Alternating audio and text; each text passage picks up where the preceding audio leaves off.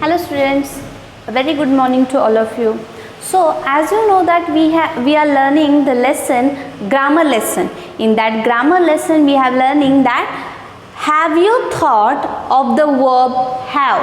म्हणजे तुम्ही कधी विचार केला आहे का की हॅव हा जो काही हेल्पिंग वर्ब आहे त्याचा आपण कोणत्या वाक्यामध्ये वापर करू शकतो किंवा कधी कधी वापर करू शकतो.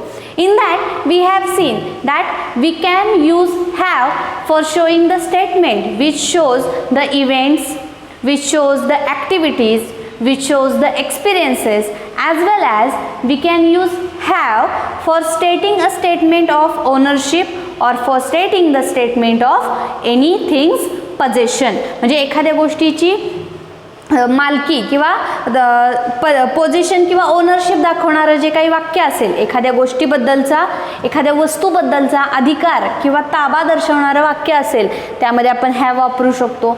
किंवा एखाद्या घटना सांगायची असेल किंवा एखादं कार्य सांगायचं असेल किंवा एखादा अनुभव सांगायचा असेल तरी आपण हॅवचा वापर करू शकतो. That we have seen. Now remaining part of page number 15 we will start. Now number 3, third box. In some cases have is used to indicate relationship. Means in some cases we can use have for stating or indicating any relationship. Relationship म्हणजे नातं. म्हणजे एखादं नातं सांगण्यासाठी सुद्धा आपण हॅवचा वापर करू शकतो. एखाद्या व्यक्तीबद्दलचं आपलं जे काही नातं आहे ते नातं सांगण्यासाठी सुद्धा आपण हॅवचा वापर करू शकतो. We can use have for showing or for stating the relationship statements. म्हणजे नातं दर्शवणारं वाक्य सांगण्यासाठी किंवा वाक्य व्यक्त करण्यासाठी आपण हॅवचा वापर करू शकतो. For example, I have 2 sisters. म्हणजे मला 2 बहिणी आहेत. I have 2 sisters. मला 2 बहिणी आहेत. So we can use like I have 1 brother, I have 1 sister, I have 1 uncle, I have 1 aunt. Like that we can state a relationship. Okay. Second sentence. The couple do not have children. म्हणजे त्या जोडप्याला बाळ किंवा दाम्पत्य नाही, म्हणजे त्यांना मूलबाळ नाही हे सांगण्यासाठी the couple do not have children. म्हणजे हे झालं नकारात्मक वाक्य. मग आपण असं शोधून म्हणू शकतो की I do not have sister, I do not have brother, I do not have uncle, I do not have auntie, I do not have grandmother, I do not have grandfather. म्हणजे एखादं नातं हे सांगण्यासाठी मग ते पॉझिटिव्ह सेंटेन्स असेल किंवा negative statement. Negative statement means what? The sentence which we use not. म्हणजे एखाद्या सेंटेन्समध्ये जर नॉट चा वापर असेल तर ते स्टेटमेंट कोणतं असतं? निगेटिव्ह स्टेटमेंट असतं. मग निगेटिव्ह स्टेटमेंट सांगण्यासाठी किंवा पॉझिटिव्ह स्टेटमेंट सांगण्यासाठी की जे आपल्याला एखाद्या स्टेटमेंटमधून नातं सांगायचे त्यासाठी सुद्धा आपण हॅवचा वापर करू शकतो. For third example like I don't have a brother. I don't have a brother. So we can use like I do not have a brother or I don't have a brother. I don't have a sister, as like I explained. Now I understood that for showing the relationship statement, for stating the relationship statement we can use have. म्हणजे नातं दर्शवणाऱ्या वाक्यांसाठी आपण हॅवचा वापर करू शकतो. but for stating the positive statement we can use only have, and for stating the negative statement we can use do not have or don't have. Okay. म्हणजे जर का पॉझिटिव्ह स्टेटमेंट स्टेट करायचं असेल तर आपण फक्त हॅव असा वापर करू शकतो आणि जर का निगेटिव्ह स्टेटमेंट स्टेट करायचं असल्यास आपण डू नॉट हॅव किंवा डोंट हॅव असा वापर करू शकतो. Now next, we also use have to refer to eating or drinking. म्हणजे आपण जे काही आपल्या डाएटच्या गोष्टी आहेत, खाण्यापिण्याच्या गोष्टी आहेत त्या गोष्टी व्यक्त करण्यासाठी किंवा सांगण्यासाठी सुद्धा आपण हॅवचा वापर करू शकतो. Means we can also use have to refer eating or drinking, म्हणजे खाण्यापिण्याचा उल्लेख करण्यासाठी आपण हॅवचा वापर करू शकतो. For example, We have breakfast at 8 AM. We have breakfast at 8 AM. म्हणजे आम्ही 8 वाजता ब्रेकफास्ट घेतला, नाश्ता केला. Have a slice of cake. Have a slice of cake. म्हणजे केकचा एक पीस घे. Have a slice of cake म्हणजे एखादी गोष्ट ऑफर करतोय, ऑफर करण्यासाठी सुद्धा आपण हॅवचा वापर करू शकतो. जसं की have a roti, have a चपाती और हॅव अ फ्रूट, म्हणजे एखादी गोष्ट आपण ऑफर करतोय, खाण्यापिण्याची गोष्ट एखादी ऑफर करतोय, त्यासाठी सुद्धा आपण हॅवचा वापर करू शकतो. Third, what would you like to have, tea or coffee, म्हणजे तुला काय घ्यायला आवडेल, चहा की coffee. What would you like to have, what would you like to have tea or coffee. What would you like to have breakfast or lunch, म्हणजे तू आता नाश्ता करतोस की डायरेक्ट जेवणार आहेस. अशा प्रकारे offering, for offering something of eating we can use have, म्हणजे खाण्यापिण्याचं जर का आपल्याला काही ऑफर करायचं असेल तरीसुद्धा आपण तिथं हॅवचा वापर करू शकतो. Can I have a glass of water please. Now it's a questioner sentence, म्हणजे एक प्रश्नार्थक वाक्य आहे. Can I have a glass of water please, म्हणजे मला एक पाण्याचा ग्लास मिळेल का. आपण इथे असं यूज करू शकतो.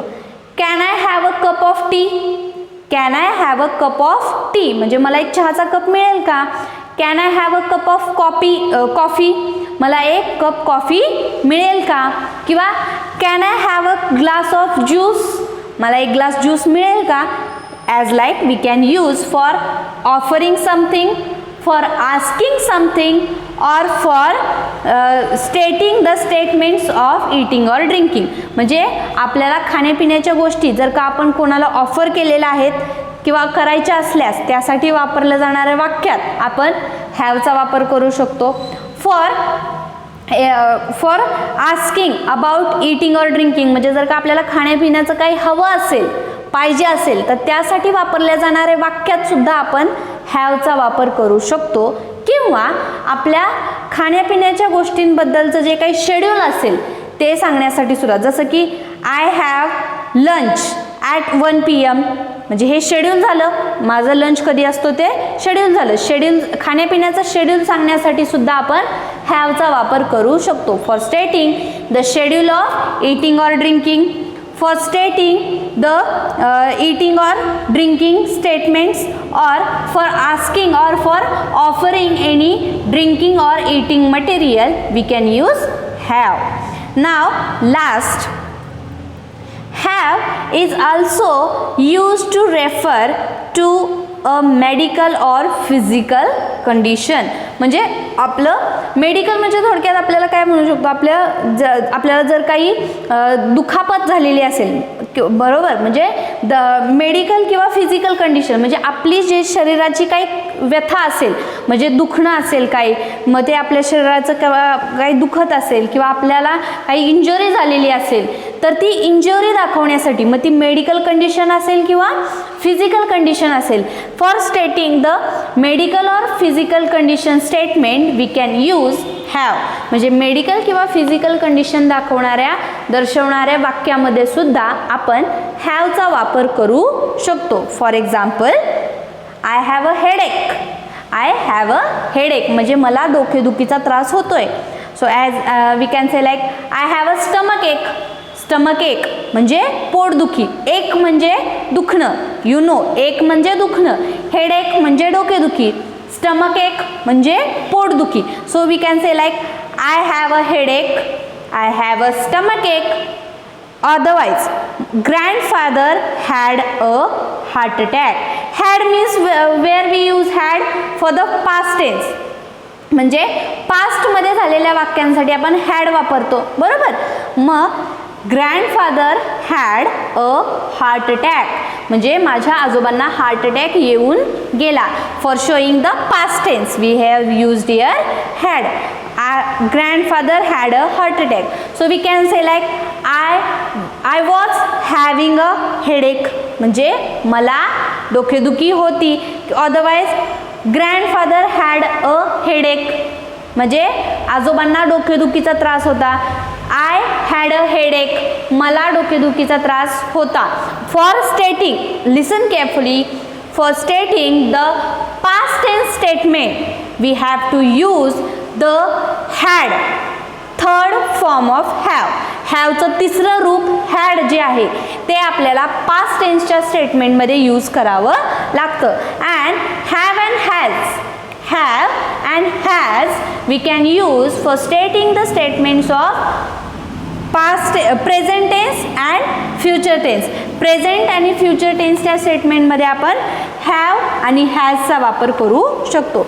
So these types of sentences, for stating these types of sentences we can use have, has or had as per the tense. म्हणजे आपण या प्रकारची वाक्य बोलण्यासाठी किंवा स्टेट करण्यासाठी हॅवचं वापर करू शकतो, पण ॲज पर द टेन्स म्हणजे ज्या प्रकारचा काळ असेल वाक्य दर्शवण्यासाठी, पास्ट टेन्स, फ्युचर टेन्स और प्रेझेंट टेन्स, वाक्याच्या काळानुरूप आपण हॅवचा वापर करू शकतो. Whether it will be have, has और हॅड म्हणजे तिथं वाक्याच्या काळानुसार आपण हॅव, हॅज आणि हॅडचा वापर करू शकतो. So now here we have done of page number 15.